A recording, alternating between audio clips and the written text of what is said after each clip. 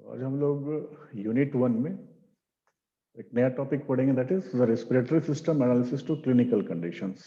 ठीक है, तो इसमें जो बेसिकली है एनिमल का जो रेस्पिरेटरी सिस्टम है उसका क्लिनिकल एस्पेक्ट से क्या रिलेशन है, ठीक है, उस चीज को हम समझेंगे। तो बेसिकली जो अगर हम रेस्पिरेटरी सिस्टम की बात करते हैं या रेस्पिरेटरी अपरेटस की बात करते हैं तो उसमें बहुत सारी चीजें आती है। जैसे एज फॉर एग्जांपल देख सकते हो यहाँ इस पिक्चर को, ठीक है, मतलब bronchi, bronchial tree and lungs बताया गया है ना। मतलब there are two pair of lungs present in an animal body. अब ये जो है फर्दर डिवाइड होती है वेरियस ब्रांचेस में। अगर इनर टू आउटर कहें तो सबसे इंपॉर्टेंट होती है दैट इज द एल्विलाई।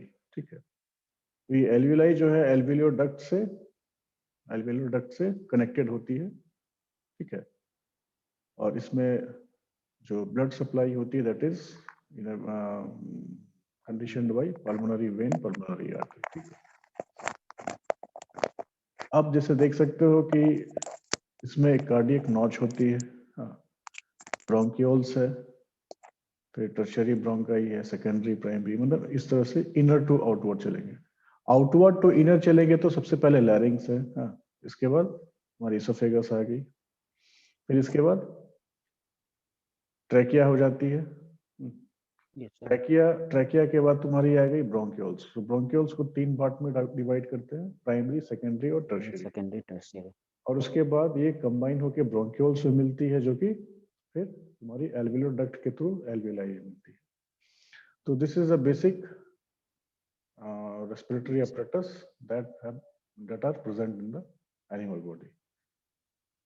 ठीक इसी तरह से तुम्हारी बर्ड्स में भी होती है, लेकिन वहां क्या होता है, वहां सैक्स होती है। ठीक है, वहां एंटेरियर और पोस्टेरियर थोरेसिक एयर सैक्स होती है। ठीक है, सिर्फ ये डिफरेंस है, बाकी सारी चीजें ऑलमोस्ट सेम होती है। तो रेस्पिरेटरी सिस्टम जो होती है एक सीरीज होती है of organs that are responsible for carrying the oxygen and expelling of carbon dioxide. तो प्राइमरी ऑर्गन जो है वो दैट इज रेस्पिरेटरी सिस्टम की, दैट इज लंग्स, याद रखना हमेशा। Lungs is the respiratory organ जो कि कैरी करता है क्या, exchange of gases during inspiration and expiration, breathing. तो ये लंग्स जो है काम करता है सर्कुलेटरी सिस्टम के साथ। मतलब सर्कुलेटरी सिस्टम, हार्ट जब ब्लड को पंप करता है तो उसमें जो ऑक्सीजनेटेड ब्लड होता है that are supplied to the different organs और पार्ट्स ऑफ द बॉडी। और एट द सेम टाइम जो वहां से कार्बन डाइऑक्साइड होता है वो कैरी आउट होता है towards the heart so that it can be purified into the lungs again. ठीक है, तो और ये जो एक्सचेंज ऑफ गैसेस होता है, so the partial pressure of oxygen and carbon dioxide are basically responsible for the exchange of gases. So the animals need oxygen to sustain itself. After only about 5 minutes without oxygen, the brain cells can be dead, and it can affect the brain, on ultimately the animal may be die due to the absence of oxygen. सो जब भी animal breathe करता है तो क्या होता है, oxygen knows या mouth से पास होके साइनस में जाता है और वहाँ हॉलो स्पेस में जो है स्कल में वो रेगुलेट करता है होम्योस्टेट को। ठीक है, होम्योस्टेसिस को, जिससे कारण की एयर ब्रीथ कर सकता है। तो this is the main regulation. So from the sinus क्या होता है, साइनस से जो तुम्हारा एयर होता है वो पास होता है थ्रू द ट्रैकिया, ठीक है, into the bronchial tubes that are having 2 tubes that carry air into each lung. जो ब्रोंकियोल है वो 2 पार्ट में डिवाइड होता है और दोनों लंग्स में प्रॉपरली एयर को सप्लाई करता है। तो अब ये ब्रोंकियोल ट्यूब्स जो है ये कंप्लीटली इसके अंदर क्या होती है, टाइनी हेयर्स होती है दैट आर नोन एज सीलिया। तो ये क्या है, मतलब एक तरह से कहो कि अगर किसी तरह का अनवांटेड पार्टिकल, डस्ट पार्टिकल या फिर कुछ भी चले जाए अंदर, ठीक है, तो ये तो बिल्कुल नॉस्ट्रल से ही तुम्हारी सीलिया शुरू होती है, लेकिन फिर भी अगर किसी तरह से कोई अनवांटेड डस्ट पार्टिकल या डर्ट पार्टिकल चले जाता है रेस्पिरेटरी सिस्टम में, तो ये सीलिया उसको पहले तो कैप्चर करती है, उसके बाद जो म्यूकस मेम्ब्रेन वहाँ अवेलेबल होती है वो उससे चिपक जाती है, ठीक है, और उसको वो कोशिश करता है कि फिल्टर करे और सिर्फ मतलब प्योर एयर जो है वो आया जाए। इसके अलावा अगर कुछ भी अनवांटेड मटेरियल है तो that will be stick into the mucus, और आफ्टर outside. स्नीजिंग या coughing that unwanted material will be come out from the respiratory apparatus. So जो ब्रोंकियल ट्यूब्स है वो अगेन कैरी होता है और डिस्ट्रीब्यूट होता है टुवर्ड्स, स्प्लिट होता है टुवर्ड्स द लंग। अच्छा, राइट लंग जो होती है that is consist of 3 lobes, लेकिन लेफ्ट में 2 होती है, You know. और ये होती है to accommodate room for the heart. मैंने हार्ट को भी एक जगह चाहिए, उसके कारण से लेफ्ट में 2 लोब्स होती है, जबकि राइट में 3 लोब्स होती है। और ये लोब्स जो होती है that are filled with the small spongy sacs that are called alveoli, Well, alveoli. जहां पर तुम्हारी exchange of oxygen and carbon dioxide occurs. So the Yes, yes. Alveolar wall जो होती है बहुत ही पतली होती है, दैट इज 0.2 माइक्रोमीटर, ठीक है। Yes, sir. और ये कंपोज होती है, बनी होती है किसकी? Single layer of epithelial cells Tissue called epithelial tissue. And tiny blood vessels that are called pulmonary capillaries. मतलब जो वेन्स और तुम्हारी आर्टरीज हो गई, इसकी एक बहुत ही पतली मतलब सर्कुलेशन या पतली ट्यूब्यूल्स कहो, वो रहती है present in the alveolar walls में, ठीक है।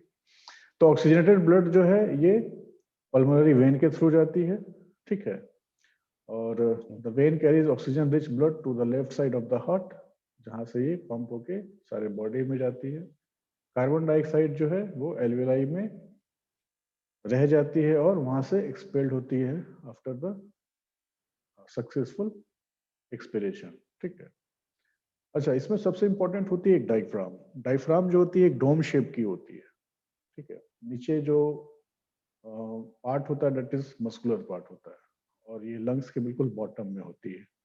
तो बेसिकली ये जो डायफ्राम है ये कंट्रोल करती है हमारे इंस्पिरेशन और एक्सपिरेशन को, ठीक। दूसरा है ये जो डायफ्राम है ये तुम्हारी चेस्ट कैविटी और एब्डोमिनल कैविटी को बाइफरकेट करती है। तो जब भी एयर अंदर जाती है तो ये डायफ्राम क्या होता है, मतलब थोड़ी सी स्टिफ हो जाती है, टाइट हो जाती है और नीचे की तरफ मूव करती है, ठीक है। तो उससे क्या होता है, जो एरिया बनता है उसके थ्रू जो हवा है वो अंदर आती है। तो अंदर आती है तो नीचे जाती है और फैल जाती है। लेकिन जब हवा को बाहर हम भेजना होता है तो उसके लिए प्रोसेस क्या है, जो डायफ्राम है वो एक्सपैंड करेगी और कंप्रेस हो जाएगी। तो कंप्रेस होगी तो जो लंग से है वो फोर्स बाहर चला. बाहर की तरफ जाएगी, और उसके साथ साथ जो भी CO2 है या फिर मतलब जो भी गैस है उसमें वो बाहर आ जाएगी। तो रेस्पिरेटरी सिस्टम जो है has built in methods to keep the things harmful, उनको मतलब एक तरह से सिस्टम बना हुआ है ऐसा कि लंग्स में जाने से रोके, ठीक है। उसके लिए सबसे हेल्पफुल होती है that is a nostril hairs that are also known as cilia, ठीक है। Yeah. So cells in trachea and bronchiole, these make mucus that keeps the passage moist and helps keep things like dust, bacteria, viruses and allergy causes things out of your lungs. तो ये तो तुम्हारी एक सीलिया की काम हो गई कि मतलब जो, और दूसरा म्यूकस, ये दोनों मिलकर किसी भी अनवांटेड मटेरियल को पास होने से रोकता है टुवर्ड्स द एल्वियोलाई। म्यूकस जो है that can bring up things that reach deeper into the lungs, then animal may cough out or swallow them. जैसे बोलते हैं ना कि वो स्पुटम के थ्रू कुछ बाहर आ गया, तो वो बाहर that are the unwanted material. So respiratory disease जो होता है that are highly complex because मतलब ये जो प्रोसेस होती है डिजीज की that are driven by the host environmental interaction and manifested by various stimulus like inflammatory, structural and functional abnormalities. कहने का मतलब है कि जो रेस्पिरेटरी सिस्टम है काफी कॉम्प्लेक्स है अपने आप में, कार्डियोवैस्कुलर सिस्टम के साथ साथ जैसे ब्लड सप्लाई होता है उसके हिसाब से ऑक्सीजनेटेड या डीऑक्सीजनेटेड ब्लड लंग्स को प्रोवाइड होता है, और उसके साथ साथ मतलब बहुत सारे फैक्टर्स हैं, जैसे एनवायरमेंटल फैक्टर हो गई कि किस इन्वायरमेंट में या फिर स्टेटस में आप या एनिमल जो रह रहा है, ठीक है, किस हैबिटेट में रह रहा है। अगर पॉल्यूशन ज्यादा है वहाँ, किसी तरह का डर्ट या डस्ट पार्टिकल ज्यादा है या ज्यादा स्वाम्प एरिया है, तो वहां पर मतलब प्रोबेबली होता है कि किसी तरह का इन्फ्लामेशन या इन्फेक्शन का चांसेस रहता है। तो इन सारी चीजों को ये सीलिया और म्यूकस ही कंट्रोल करता है और रेगुलेट करता है। So disease and conditions of the respiratory system that fall into the categories like influenza, bacterial pneumonia, enterovirus respiratory virus, and chronic disease Chronic disease. like asthma or COPD, that is a chronic obstructive pulmonary disease. तो कुछ चीजें तो है जो respiratory apparatus है अपने आप से रिकवर कर लेती है, लेकिन एक जो है term that is a chronic obstructive pulmonary disease, that is COPD. ये एक बार अगर किसी भी एनिमल में या ह्यूमन बीइंग में शुरू हो जाए तो ये रिकवर नहीं होती है, ठीक है। ये एक स्टेटस पे आकर रुक सकती है, कंट्रोल हो सकती है, लेकिन खत्म नहीं हो सकती है। इसलिए ये बिल्कुल लास्ट टाइम होता है, इस समय एनिमल को कंट्रोल करना बहुत ही जरूरी है। So these are the basic things which we are